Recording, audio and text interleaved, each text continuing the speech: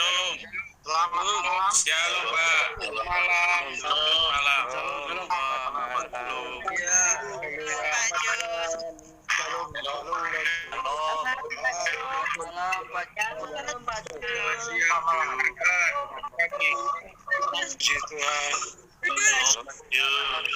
Ini gambarnya kelihatan, kelihatan ya. Oke,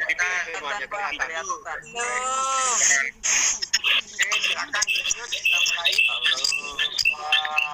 Kiranya damai sejahtera dari Tuhan kita Yesus Kristus melimpah bagi kita sekalian. Malam ini kita akan melanjutkan pembahasan kita mengenai dipanggil dan dipilih untuk menjadi serupa dengan gambaran anaknya minggu yang ke-7 atau bagian yang ke-7. Sebelum kita membahas mengenai ciri-ciri perilaku dan bagaimana Tuhan menolong orang-orang yang dipanggil, dipilih untuk menjadi serupa dengan gambaran anaknya, maka mulai malam ini sampai 2-3 minggu ke depan kita akan membahas terlebih dahulu mengenai roh, jiwa, dan tubuh. Mengenai roh, jiwa, dan tubuh.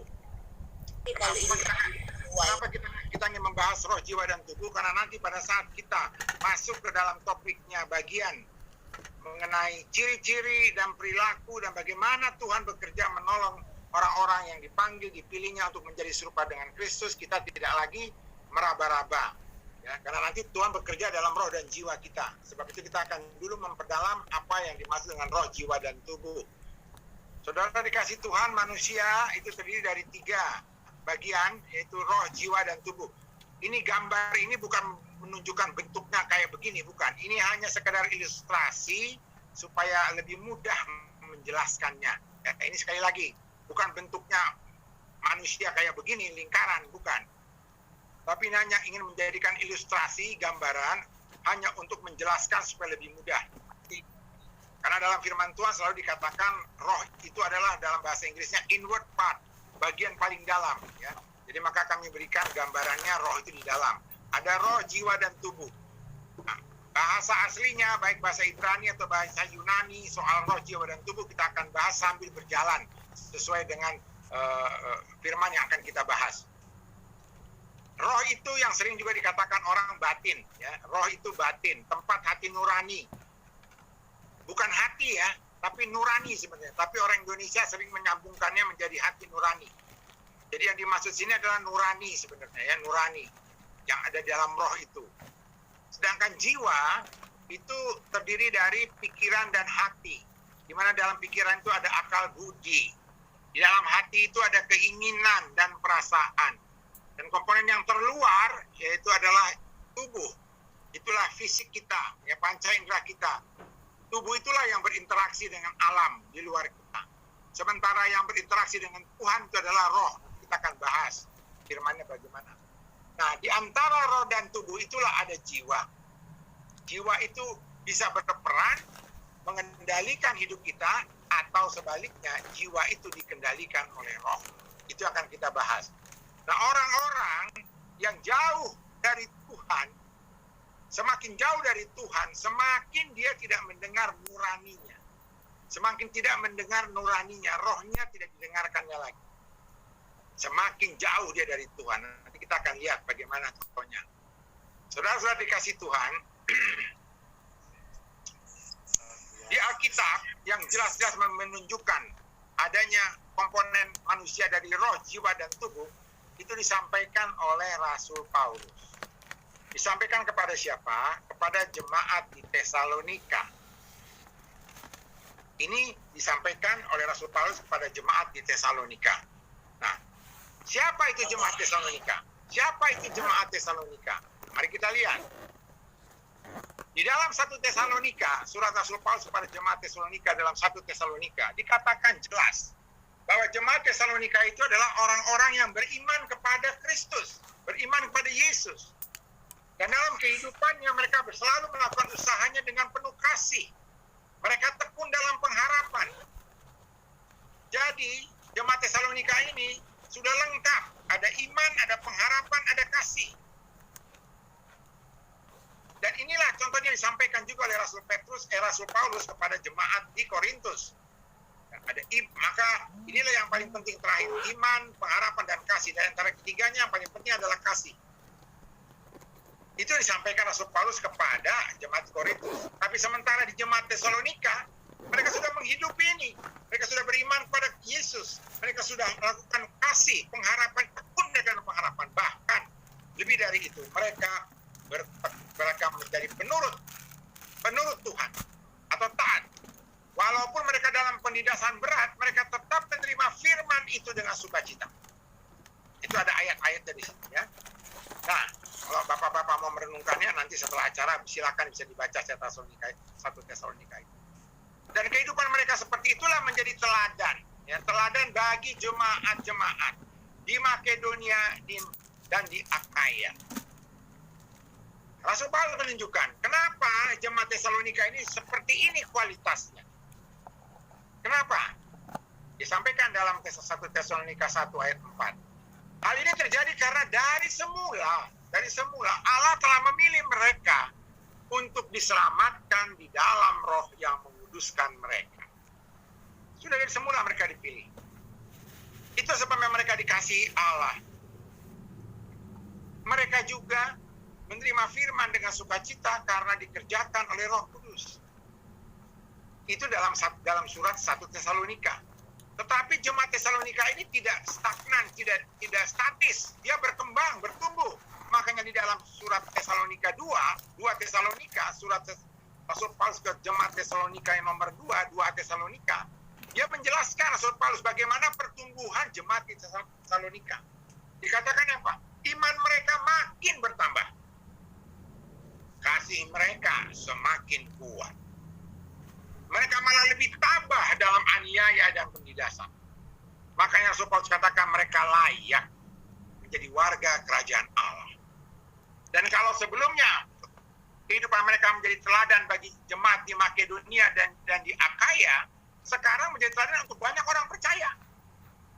Nah, itulah kualitas ya, jemaat-jemaat di Tesalonika. Nah, untuk itulah Rasul Paulus menyampaikan komponen manusia tadi ada roh, jiwa, dan tubuh. Tapi bukan dalam bentuk pengajaran, tapi dalam bentuk apa? Doa.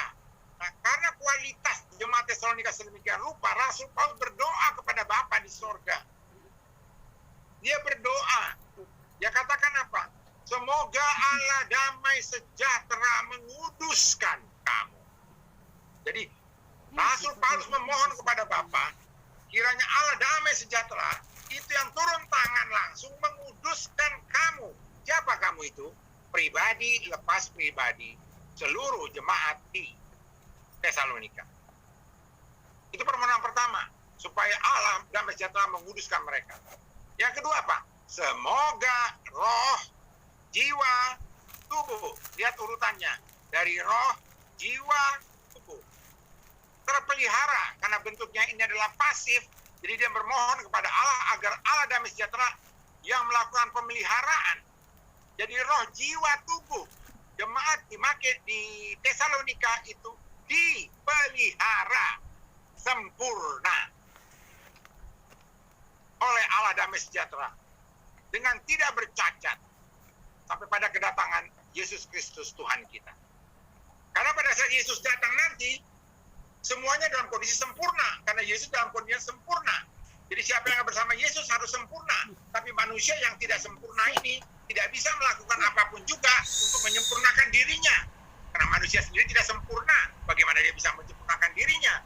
Itulah sebabnya Rasul Paulus mengatakan, memohon agar Allah lah, agar roh, jiwa, tubuh kita dipelihara Allah dengan sempurna. Bisakah? Bisa, karena Allah itu maha sempurna.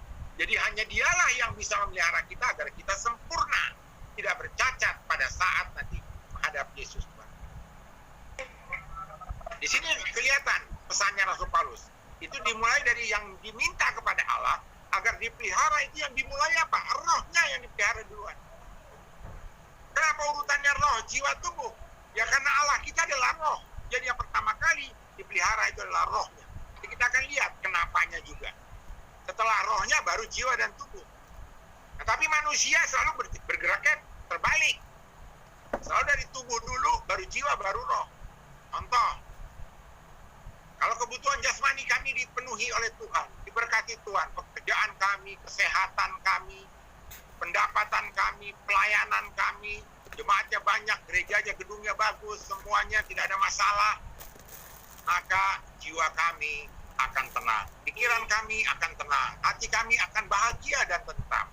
Nah, dalam kondisi itulah kami akan memuji memuliakan Tuhan, kami akan bersyukur pada Tuhan, kami akan beribadah pada Tuhan. Kebalik, kalau kita duluan tubuhnya duluan diberesin, kita tidak akan lari kepada Tuhan. Kita malah akan kejeblos lebih dalam kepada kedagingan.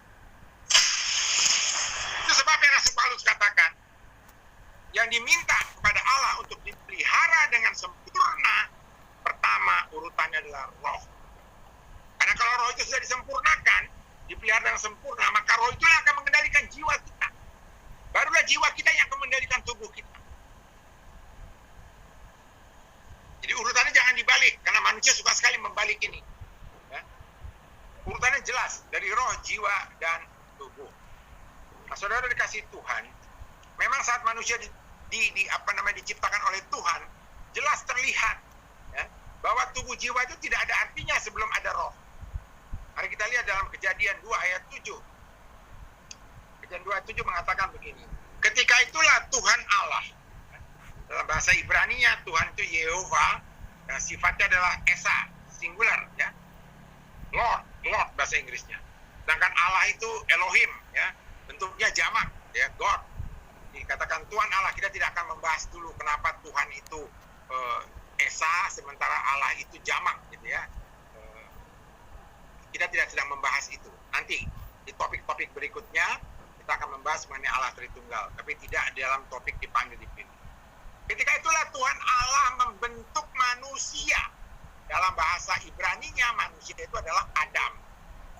Bahasa Ibrani-nya itu Adam. Bahasa Inggrisnya man ya. Membentuk manusia itu dari debu tanah, Adamah. Adamah itu debu tanah. The ground bahasa Inggrisnya. Jadi membentuk manusia dari debu tanah dan menghembuskan napah bahasa Ibrani-nya. Ini harus jadi satu nih, menembuskan apa? Nafas hidup. Nefama aye. Nafas hidup. Jadi satu, jangan hanya nafas saja, tapi nafas hidup. Nefama aye. Ke dalam hidungnya. Demikianlah manusia itu menjadi makhluk yang hidup. Dari sini kita bisa melihat, walaupun tubuhnya sudah dibangun dari tanah, tapi tidak berfungsi. Harus dulu ditiupkan neshama, aye, nafas hidup, baru dia hidup. Itulah pentingnya.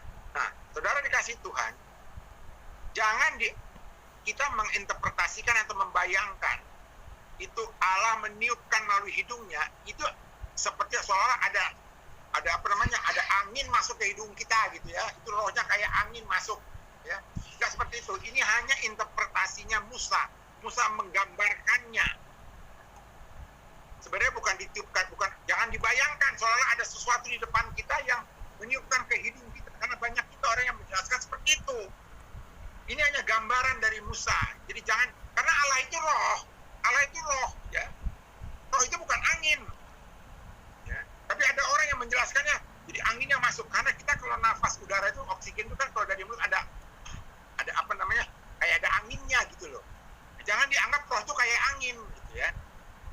Nah, jadi saudara, ini yang paling penting di sini adalah pesannya adalah bahwa tubuh itu tidak ada artinya ya, tanpa sama aye nafas hidup. Nah, apa sih nafas hidup itu, roh atau bukan? Nah, dalam Zakaria 12 ayat 1, dalam Zakaria 12 ayat 1 lebih jelas lagi dikatakannya. Demikianlah firman Tuhan yang membentangkan langit dan yang meletakkan dasar bumi, dan yang menciptakan, membentuk, memform, yatsar, menciptakan roh, ruah bahasa Ibrani-nya, menciptakan roh, rohnya roh kecil ya, ruah dalam diri manusia.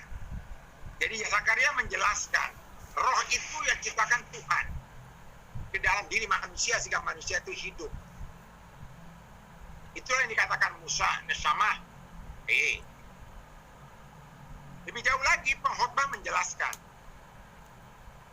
debu, ini mengenai manusia kalau sudah mati, debu kembali menjadi tanah seperti semula, dan roh yaitu ruah kembali kepada Allah yang mengaruniakannya. Jadi di sini kita bisa melihat dari 3 firman ini, kita bisa melihat ternyata tubuh itu tidak ada gunanya, tidak ada fungsinya tanpa roh, tanpa ruah, tanpa neshama haye. Nggak ada gunanya, karena roh itu yang menghidupkan. Makanya Yesus katakan daging tidak ada gunanya, karena hanya roh yang menghidupkan. Yesus mengatakan itu. Jadi memang manusia membutuhkan roh supaya hidup, gitu ya. Nah, kalau di sini dalam pengkhotbah dikatakan, pengkhotbah 12 ayat 7 dikatakan, roh itu kembali kepada Allah yang mengaruniakan yang kepada kita. Lalu tubuh menjadi debu. Nah, jiwa kemana? Jiwa itu kemana? Nah, kita akan membahas jiwanya kemana. Ya. Jadi sekarang kita sudah paham, pertama, komponen manusia ada roh, jiwa, dan tubuh. Dan roh itu yang menghidupkan manusia.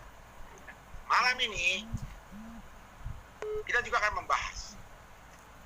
Tapi kita tidak mengikuti aliran, memilih aliran ini.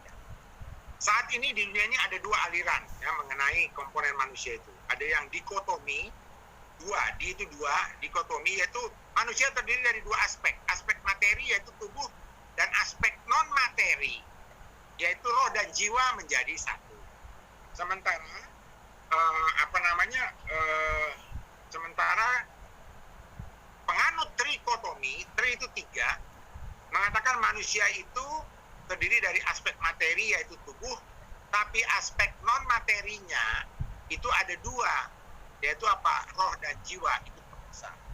Kita tidak membahas mengenai ini, ya. Tapi dalam nanti kita menjelaskan mengenai aspek tubuh, roh jiwa, tubuh jiwa roh atau roh jiwa tubuh, kita akan memisahkan masing-masing, bukan dalam arti kata mendukung salah satu paham, bukan.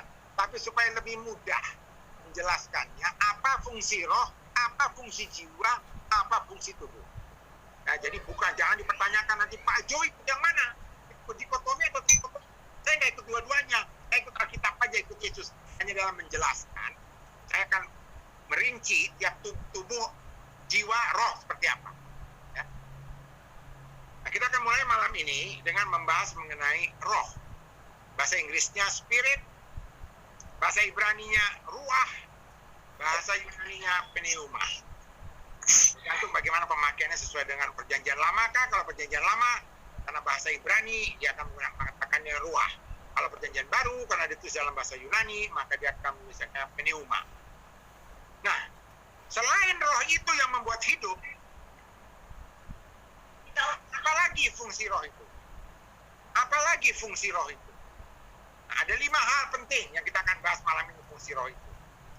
Yang pertama, roh itulah tempat kita, sarana kita untuk berhubungan dengan Allah. Berhubungan dengan Allah. Itu sebabnya Yesus katakan dalam Yohanes 4 ayat 23 sampai 24.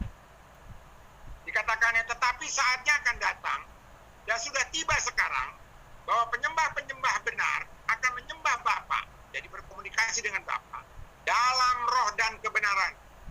Kebenaran di sini maksudnya aletheia, dengan kesungguhan menurut kebenaran. Sebab Bapa selalu menghendaki penyembah-penyembah demikian. Nah, ini latar belakang Yesus mengatakan ini adalah pada saat Yesus bertemu dengan perempuan Samaria di sumur, pada saat Yesus mau minta minum. Ya. Nah, terjadilah di situ dialog. Terjadilah pembicaraan antara Yesus dengan perempuan Samaria ini. Ya. Sampai-sampai Yesus mengatakan kepada perempuan ini, karena Yesus tahu keadaan perempuan ini, dikatakannya, kalau engkau meminum air hidup daripadaku, engkau tidak akan haus lagi. Dan perempuan itu katakan, aku mau air hidup itu lagi, supaya saya tidak haus-haus lagi dan tidak perlu datang ke sumur ini. Nah, saat itu si perempuan salah mengerti. Dikiranya air hidup itu air beneran yang diminum. Tapi maksud Yesus bukan itu. Aku tahu kekosongan hatimu. Kalau kau terima air hidup daripadaku, engkau tidak lagi akan haus, hatimu tidak akan lagi kosong.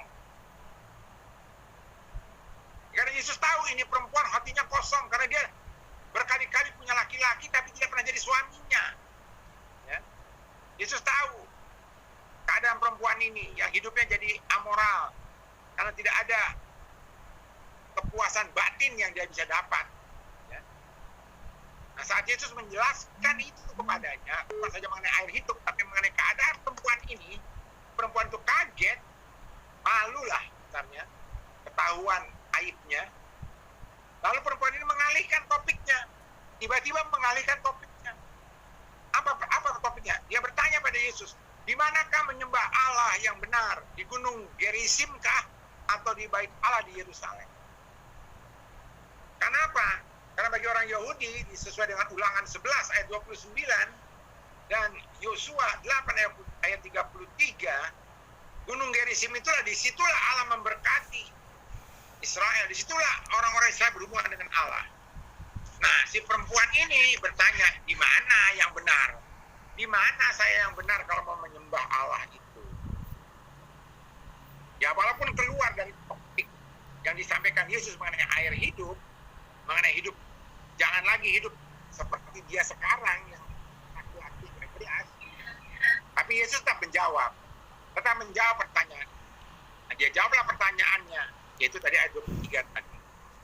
Tapi saatnya akan datang dan sudah tiba sekarang bahwa penyembah-penyembah benar akan menyembah Bapa di dalam roh dan kebenaran. Sebab Bapa menghendaki penyembah-penyembah demikian. Jadi harus dalam roh dan kebenaran. Selanjutnya Yesus katakan dalam ayat 24-nya. Kenapa harus dalam roh? Karena Yesus mengatakan Allah itu roh.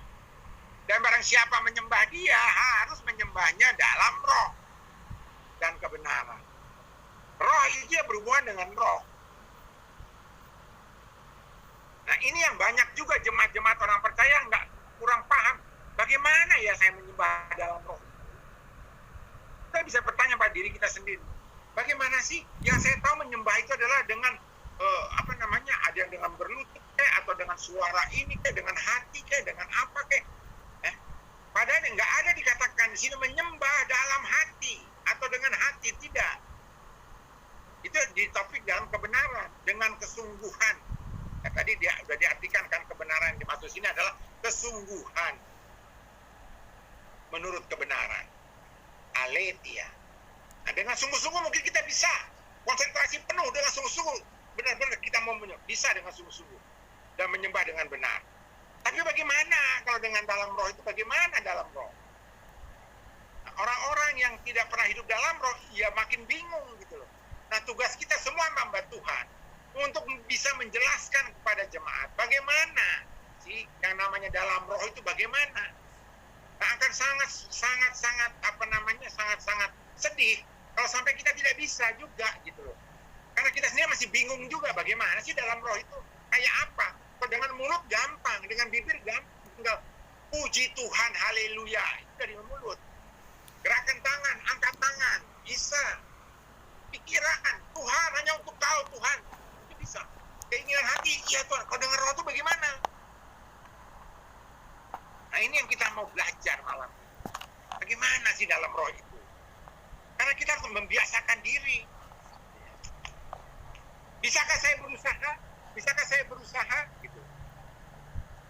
Dalam roh. Jadi kita lihat ya. Kita lihat nanti. Itu yang pertama. Bahwa roh itu, fungsi roh adalah supaya kita bisa berhubungan menyembah Allah. Yang kedua,